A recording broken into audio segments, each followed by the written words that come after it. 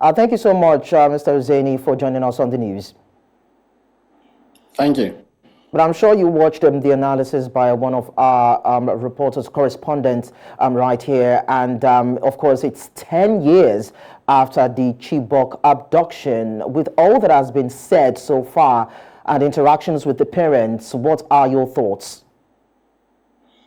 Yeah, actually, the analysis that we've just watched actually paints a very harrowing reality about the fate of, not just the abducted, Chibok children, but also school children across northern Nigeria, especially in the northeast and the northwest, where we've seen, increasing, presence of Boko Haram and, the so-called bandits in those states.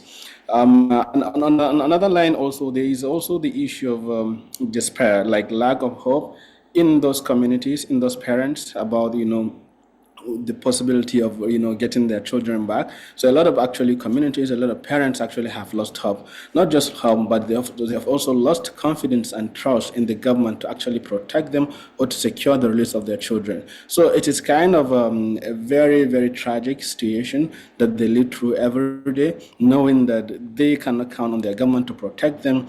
They cannot count on their government to rescue their abducted children. They cannot count on their government to actually secure their schools and ensure that their children have safe and secure access to education. Well, it's quite sad that these people cannot count on their government, be it at subnational or at the federal level, for security and for their safety. But you just watched that report where the head of news, Uzona, let us realize that out of 276 of the girls abducted, 128 regained freedom and 91 are said to still be missing. So what do you think at this point can be done to ensure that these people or these victims still in the hands of the abductors are freed from captivity? If we cannot rely on government, what can we or what can they rely on?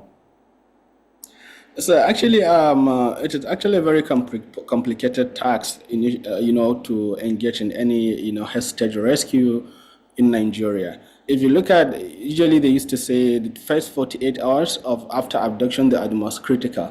And we've seen how our government's been able to slowly respond. There's a very embarrassingly slow response, to kidnapping and activities in the north or in the country generally. Look at what happened recently in Kaduna, when over 300 school children were actually abducted.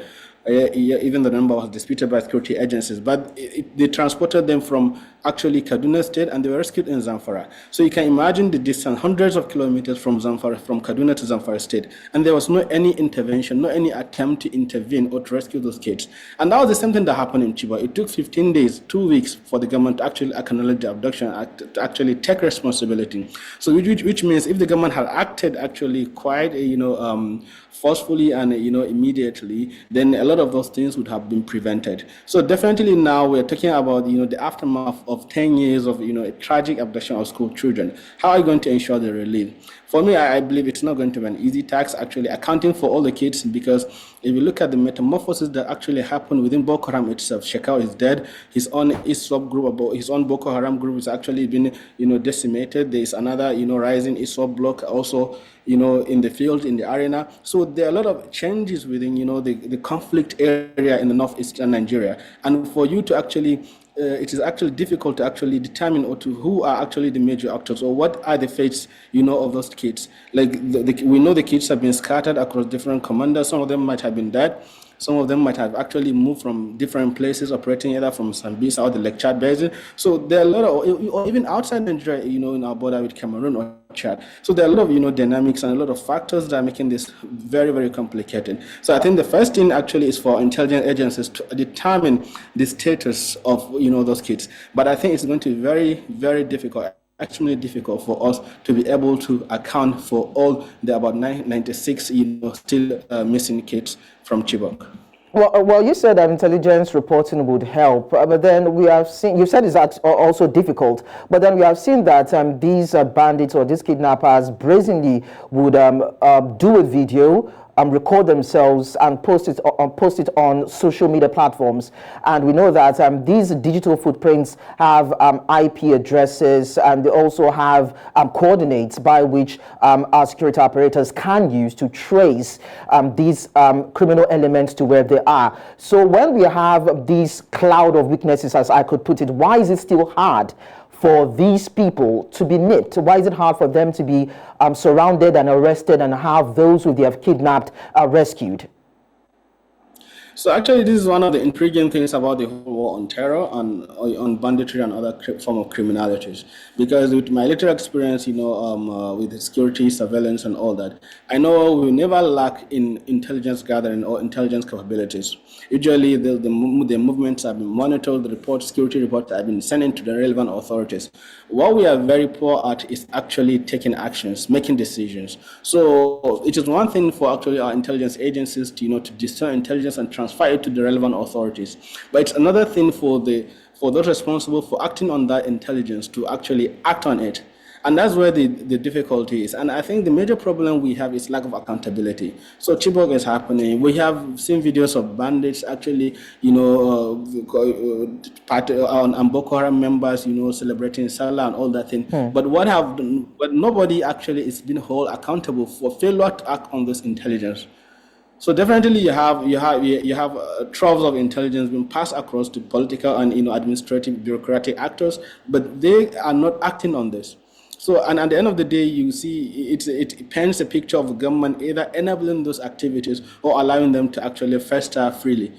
So it actually sends the wrong signal. It actually it's very bad optics on the part of the government, and it allows for a lot of conspiracy theories to continue festering about government involvement in some of these activities. But the major problem is lack of accountability, because there are officials that are supposed to take actions based on those intelligence. There are security officials, political officials, administrative officials that are required to act on those intelligence, and they fail to do that. And then no heads are actually no heads will actually role, because there is lack of accountability in our political system. There's lack of accountability in our governance, processes. Well, it's quite interesting that there is lack of accountability with Husaini, and in all of that, we've still seen government come out to make promises.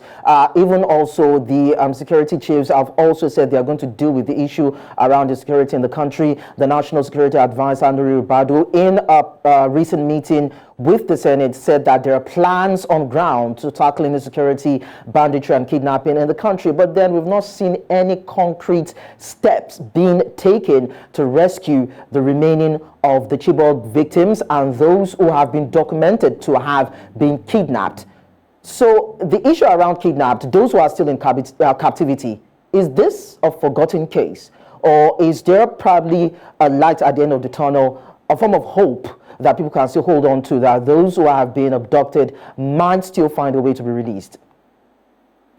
Yeah, so I think the government actually would wish that the whole issue of the Chibok abduction is actually forgotten and put behind everyone. But as long as the media and other international actors and other stakeholders continue actually to put pressure on the government, then the government is under the pressure to actually act and respond. But that should actually require a huge amount of civil society organizing and also international pressure on the government. So, but definitely, because the occasional, ritual of issuing out statements on Chibok anniversary is merely political talk for the government to actually, try to assure Nigerians that, okay, they're trying to do something. But we have not been able to see any concrete action about what they are doing to actually ensure the rescue of those children still in captivity. But not only that, to also ensure that such kind of tragedies, that no school, no any parent, no any community will have to actually experience, this very tragic situation again, by ensuring that our schools are adequately protected, our security agencies are being held to account, in terms of how they respond to this situation, either preventive or reactive. So it requires a whole comprehensive approach. But also at the bottom of this is, what is the government doing also to ensure that those underlying factors that used to fuel, this sorts of criminal activities are being addressed. You see, there's a strong nexus between economic hardship, economic situations, and also insecurity. And as long as some of the policies of this administration continue to put Nigerians through some serious economic deprivation and hardship, then there's no any security solution that is going to guarantee that our children or even our communities are going to be secure and safe and education, and our kids are also actually be able to go to school in safety and security anywhere in the country. Ahmed, Musa, Husaini, thank you so much for talking to us. It's my pleasure.